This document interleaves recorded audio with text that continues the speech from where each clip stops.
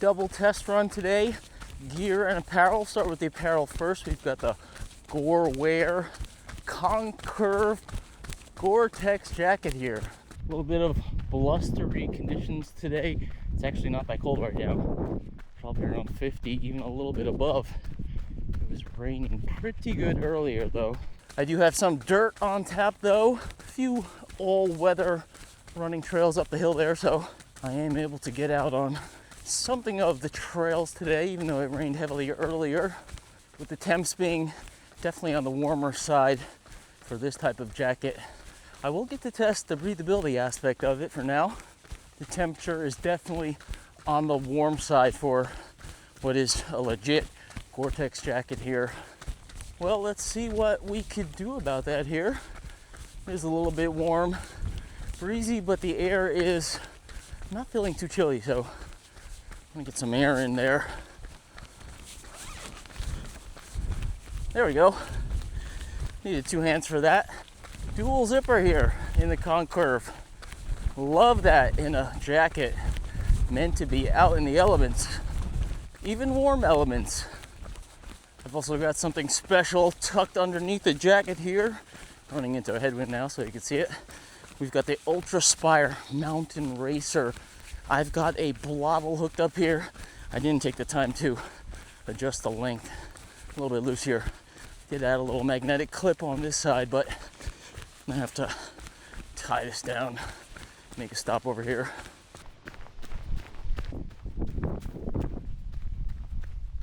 Well, being that I have to adjust this hose, I'll take a look at the belt first here. This is a great belt, 2-liter belt, Mountain Racer here, it's called UltrAspire. Got my camera up there right now, but I had it with the pod tucked in here, pocket up front with a little hook closure here, which is super sweet. There's also a kangaroo style pocket behind here. So these are going in horizontally, these pockets, and then you have one vertical entry behind here.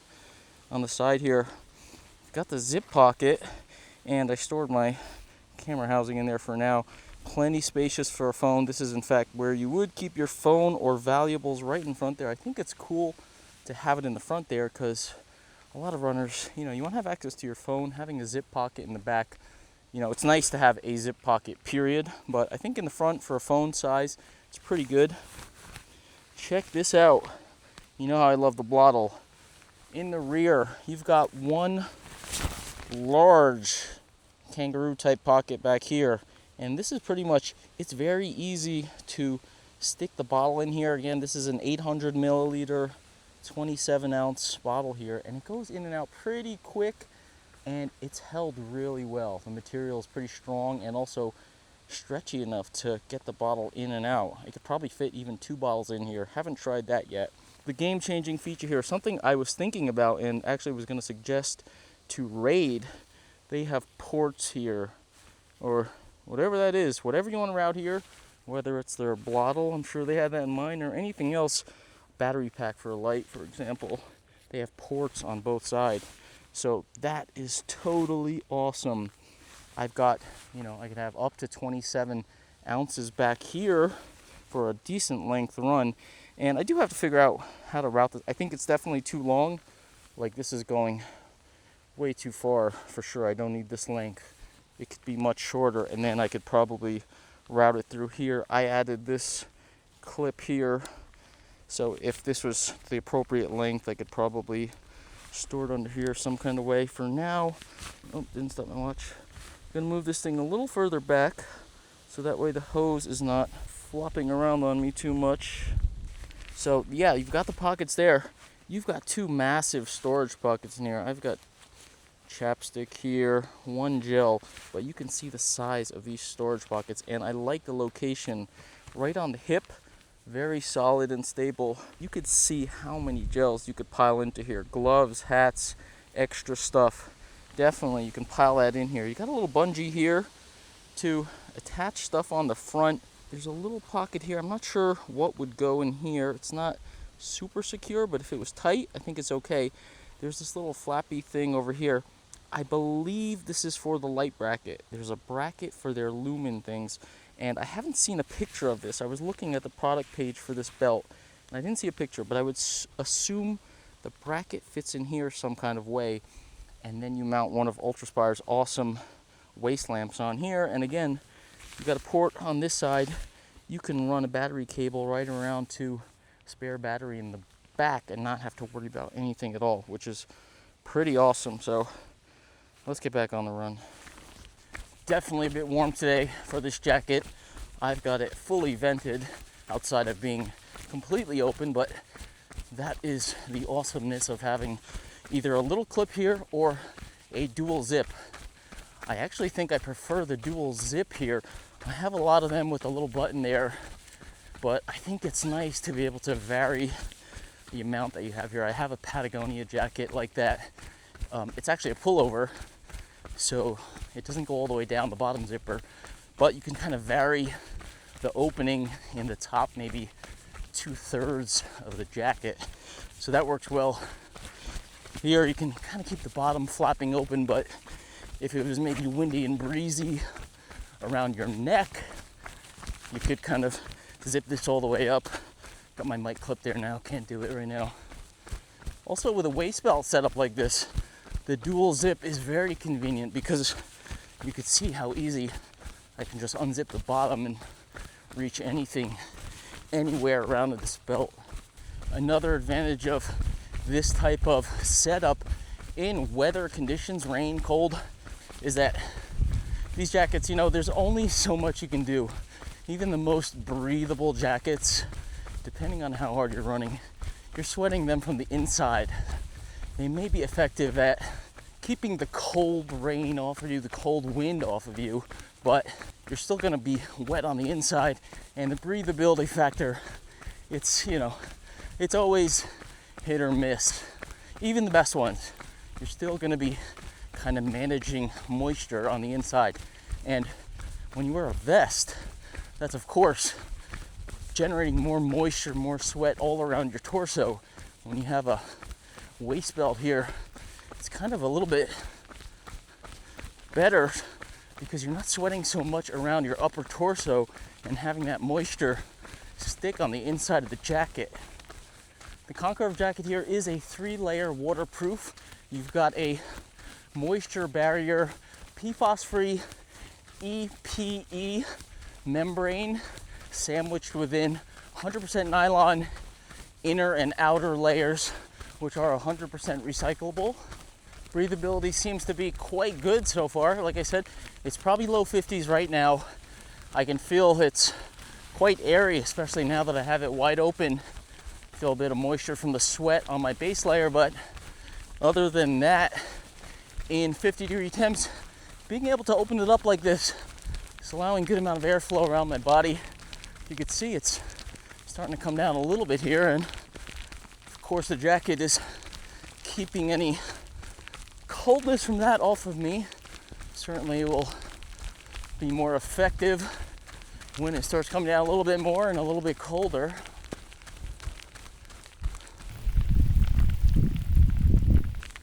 All right, here we go. Now we're talking.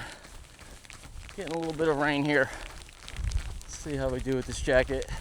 By the way, audio may be challenging in this episode, so please don't mind that. I'll do my best with it. I'm out here in the wind and the rain, of course, so I'm not going to have the clearest audio for this one. Hopefully that's understandable.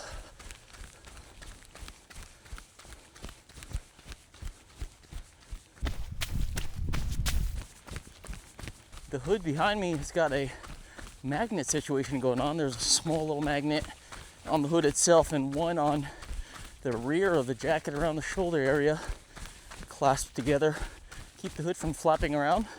It seems to work pretty well. You know, there's different ways to handle that. Some jackets have a little bungee cord that you hook around. Some are convertible where you tuck the hood in. I'd say compared to the general swishiness sound coming from this jacket, I don't notice anything extra coming from the hood, so it seems to be pretty effective. Got it zipped up now, not because I needed it, just for demonstration purposes. Pretty nice seal around my face here.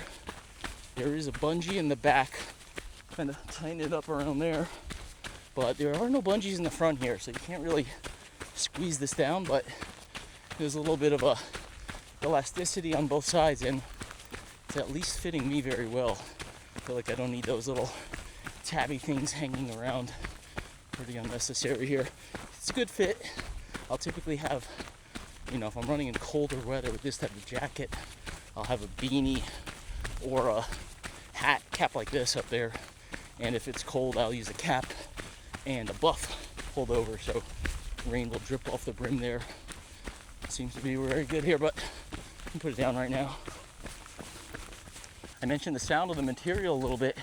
It's a Gore-Tex jacket. It's 3 layers. It has a bit of a crinkliness to it. It's not anything crazy, but it does have a noticeable slightly sound to it as you're running, but nothing too crazy, to be expected. They do call out that they designed it with a kinetic design. I think is what they called it, in line with the arm swing, the running motion, and I will say that is definitely noticeable. Even trying it on at home, it seems like my arms are definitely more free.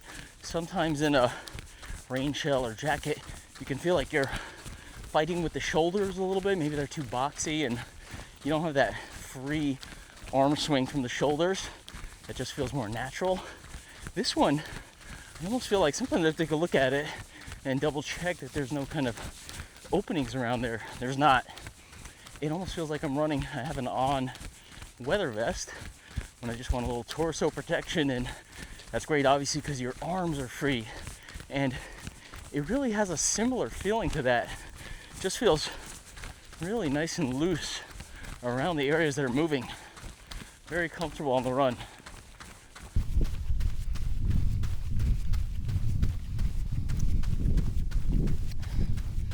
How good is that with a waist belt? I was really thinking of doing something like that with the Raid 2-liter belt that I have. Just like they've got the strap for the waist belt going through there, but it's not open from the back pocket. The waist belt strap goes outside and into the front area, but this one, they obviously put that little port there, and I was thinking of maybe cutting a hole in the Raid belt, but a little bit afraid to do it. Now that I have this one, I don't really have to worry about that. I've also got the Rabbit runner pants in here. Just came in the other day. Really nice. These are a size small. Really nice and loose around the waist and thighs and tighter around the bottom of the ankle. I was a little concerned that they might be too short, but they're feeling great on the run. The material is very loose, very flexible. So cool weather. Perhaps it's a little bit too warm for these. I might save them for, say, below 50 for sure, closer to 40 degrees. Depends on how hard you're running, but very nice jogging pant here from Rabbit. Coming back to sizing for a moment, I've got this Concurve jacket in a medium. Gore has traditionally run small, although they have tried to adjust it over the past few years recently, but I don't think they're all the way there.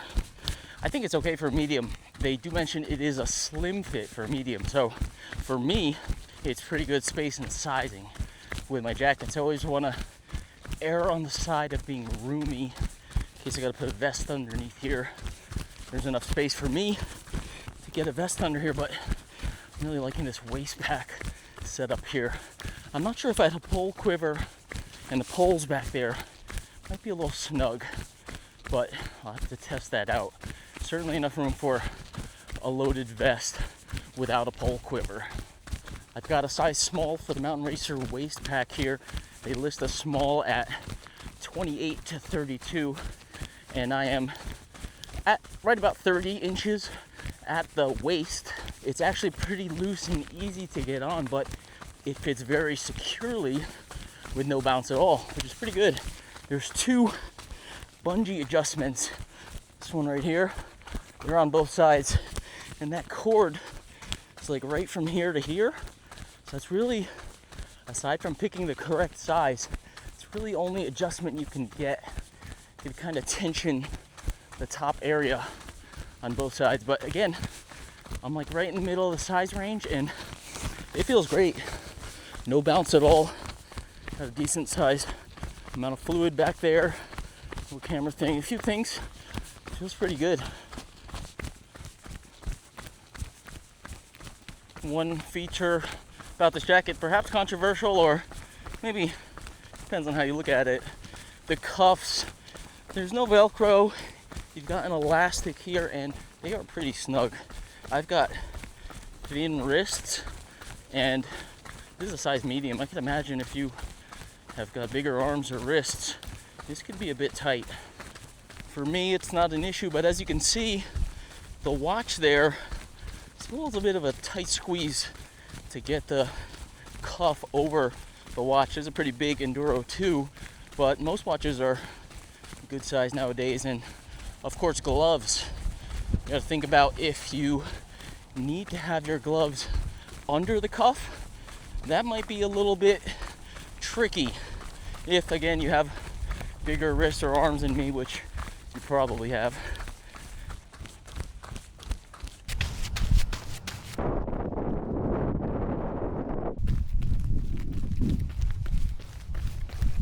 So I'm coming up on 1 hour in my run here. I have effectively been pretty dry, I would say.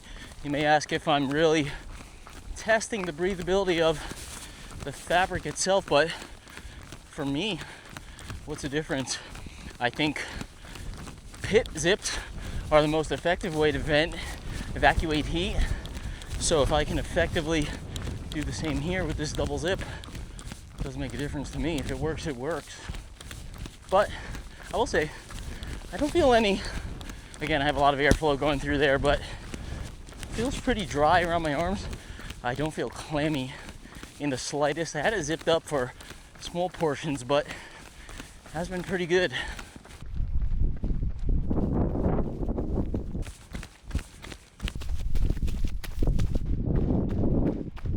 Yeah, you can see these wrist things definitely a little tight. You've got this elastic, they're pretty comfortable. I could kind of work it over my watch, but it is tight. So if your wrist is this big, it's gonna definitely be tight. I could probably slide some gloves underneath here. The light gloves, tuck them on the inner kangaroo pocket here, one of them. Those will definitely slide under there, but anything bigger, you're gonna have to put it over the top here. Something to take into consideration. I had this open and vented quite a bit. Let me pop it off here. Nice and dry on the inside. There's no moisture anywhere. Again, I had the breeze blowing through there. A little sweaty here, of course, but not a problem at all. You do have two zipper pockets here, so as I talked about in my fall gear roundup, you're not aiming for the most extreme lightweight kit here.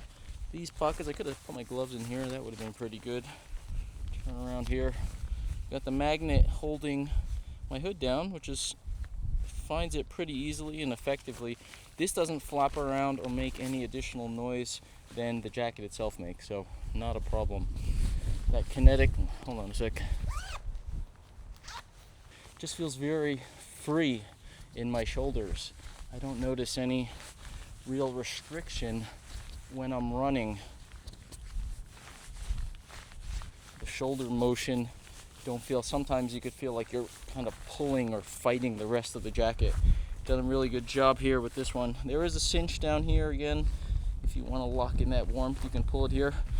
Really good jacket here. I was hoping for a little bit more rain. I may go out for a little adventure run tomorrow, so we'll get some more rain then. Let me unzip this. Alright, so we got the Mountain Racer here. I've got my bladder back here. There's a single, this is a pretty large size here. Again, this is a 27-ounce soft flask here. It comes with a nozzle that locks, but this is my bladder, this is my blottle that I swapped in here, the port running around here. You can see they've got these attachments for the poles. These are also removable, so that's good. I typically don't use poles in this way, although this is pretty good. I may consider it, but you can take them off if you don't use them at all. Got pretty large side pockets here. It's got the zipper pocket right over here. This overlaps with a kind of easy access pocket here. So this is on front of that zipper area. This is where I had my camera here, or where I would have had my phone. There's a little hook loop here, so when I wasn't filming with the mini tripod thing, you could kind of hold something in there, which is pretty nice.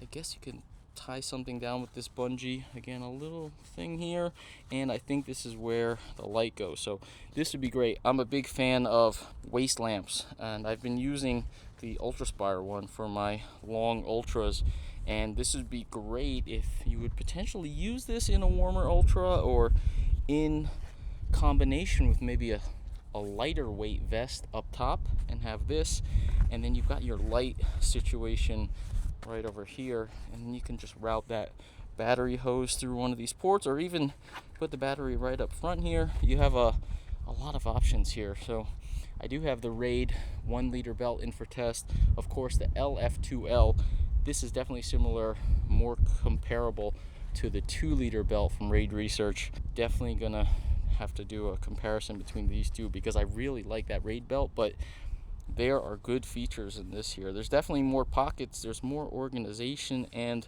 of course I love this port. So I don't know, this is a pretty awesome waist belt, I have to say. I have to run in it a bit more, load it up a bit more, although I'm pretty good today and it feels good, so we'll see.